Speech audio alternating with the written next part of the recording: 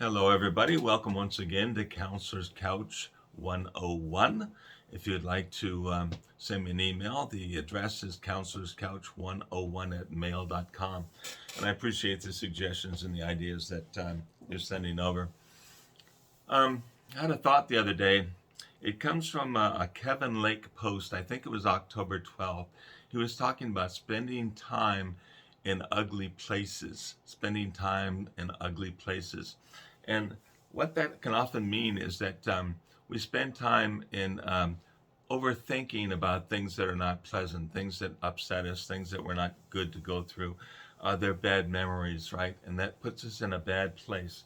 And that's kind of what we mean by spending time in ugly places. It means spending time in your head remembering bad things that have happened in the past. And it's a very common thing that people do. I do it myself. And when I find myself doing it, I have techniques to get myself out of that, right?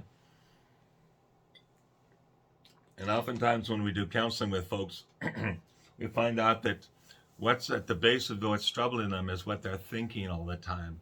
They're spending time in ugly places. And what we want to do is help them to change that habit because it's just a thinking habit.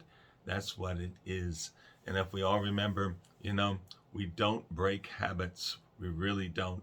Human beings are creatures of habit. We drive to work the same way every day. We don't even think about it. We don't even remember driving. Maybe we eat breakfast the same way. We're not thinking about it. We just eat it. We do our tasks at work. We do our tasks around the house. We don't think about it. They're just habits, right? And if we're doing something, a habit that doesn't give us a worthwhile result, what we do is we have to do something about that habit, but we don't break it because we are creatures of habit. We replace it. All right. So that's the whole idea. And remember that idea. We're not trying to break habits. We're trying to replace them with better habits. All right. So when we come back to this idea of spending time in ugly places, first of all, we got to recognize that we're doing it, right? Oftentimes people are complaining about things in life. They talk about the annoying people that they have to deal with at work or at home or the neighborhood or whatever. And they're not thinking that what there's really going on is not what that person is doing, but how the client, the person I'm talking to, is reacting to the person who's doing that thing, right? It's how the client is reacting, not what's going on in the world, right? They have the habit of taking themselves into an ugly place, and then they start looking at the world and thinking about other people's behavior from the vantage point of that ugly place, from that negativity. So, how do we break it? This falls under the heading of self-counseling. People say they don't want to pay for a paid friend, and they don't want someone else, or they don't need someone else telling them how to live their life. I say you really don't, right? You can learn techniques. You can take yourself out of bad habits. You can make your life a whole lot better if you want to do some of these techniques and do your own work. The biggest problem, of course, is staying focused on doing it. We start something for a while, we fall off, and then oftentimes we don't go back to it. That's the problem. But if we remember that we're trying to accomplish something and pick ourselves up and get back on that path and that program, it can work. You can be your own counselor if you choose to do so. All right. Here is a technique I use with a whole lot of people, and it has been very successful over time with a lot of people over different issues, right? I say, okay, why don't we keep track of the types of negative thinking that we're going through, right? I say, how are you going to do that? I say, well, how about we keep a negative thinking log, right? I want people to start making a log to record or make some sort of a record of the negative thinking patterns and when they occur, and et cetera, because we're going to use that pattern to make changes in the patterns that we normally habituate, right? So it goes like this. Let's say we're doing negative thinking, because the log can be used for all sorts of behaviors and habits, right? And right at the moment, we're talking about negative thinking. When you find yourself doing negative thinking, when it occurs to you that that's where you are, you're in a negative place in your head, you make a record of it. These days, most people find it easier to just make a voice recording on their cell phones, right? We download a voice recording application. And then when we want to keep our log, we just hit that button, start the recording, and we speak into it. So we say something like, hey, it's July 4th, 2023. I'm at the park. They're overcharging for hot dogs, and all I want to do is kick this guy in the teeth because I know he's gouging us and all that. And so when we find ourselves thinking that, we make the recording, right? And we say just that. It's July 4th, 2023. I'm mad at the guy because he's charging too much for his hot dogs, all right? That's it. Turn the recording off. Then the next time an event comes up that upsets you, hit the button and record that. Say it's July 7th. I'm talking to my neighbor, and once again, he's telling me that I shouldn't park my car that close to his property line because he can't get the lawnmower in or something like that. And I'm thinking to myself, I'm plenty far away from his property line. It doesn't affect anything he's doing. He's just being a jerk. All right. That's my recording. It's the second one in my log of negative thinking. And then when we get a series of those recorded, if I were working with the person, I'd say, okay, play it back to me or tell me what they say or something of that sort. But I would get the gist of what was going on with that log about this negative thinking. Now, the next thing I'm going to do, after I have a bunch of examples of this, which, by the way, we don't have to do this forever. We're only going to do it for a short period of time.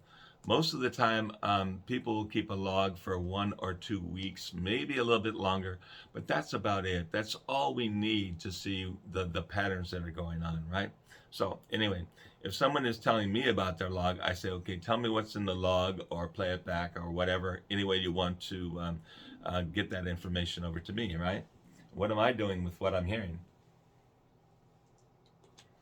I'm looking for themes, all right?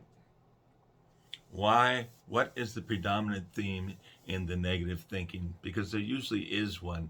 Sometimes we can identify a few themes, and even those can be titrated down to something even more simple and basic if we stop and look at it, all right? Say, where's it coming from?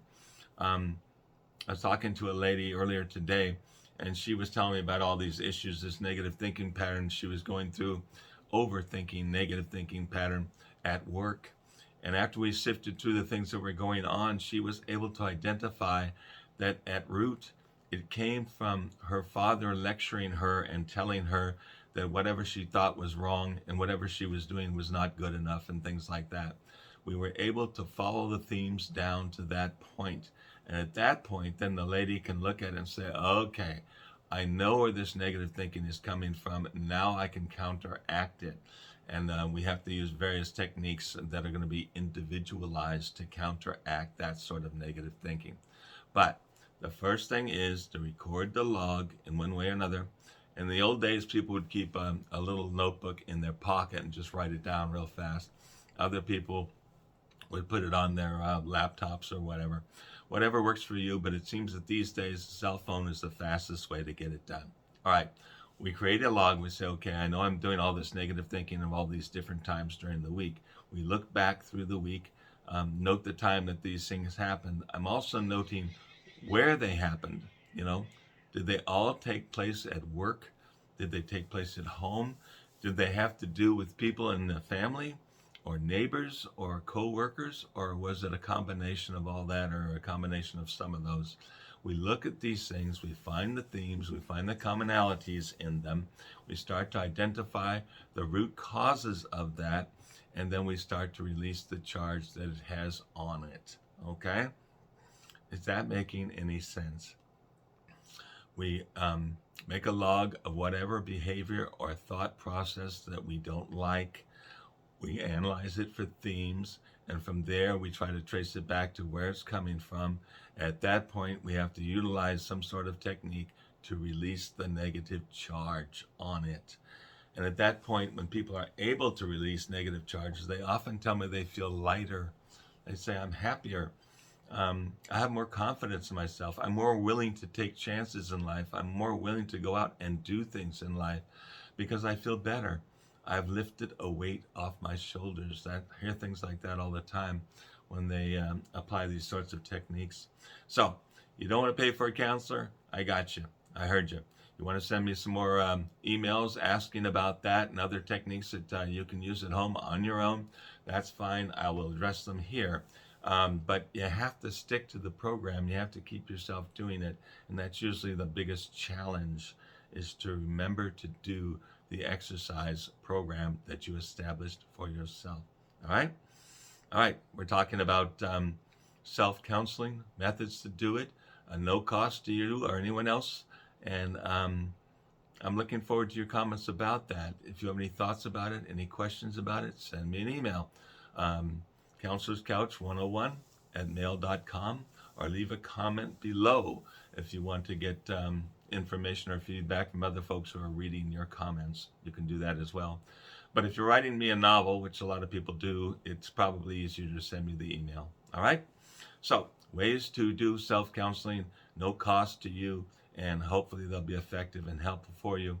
We can look more into that as we go into the new year, and you bring your questions up. We'll come up. We'll share a lot of different techniques you can do for yourself. All right, folks? We're hoping you all have a great new year, and this is how we're going to get it done. Put that on your resolution list. I'm going to start improving my negative behaviors, and I'm going to change my negative habits. That would be a good thing to put on your list. Then we identify which ones they are and work on them one at a time. All right? That's what you wanted to know. Let me know if it is. If it's not, then refine or clarify your questions, and we'll get to them as we go. I thank you for stopping by. I enjoyed talking with you, and I look forward to talking with you next time. Have a good day.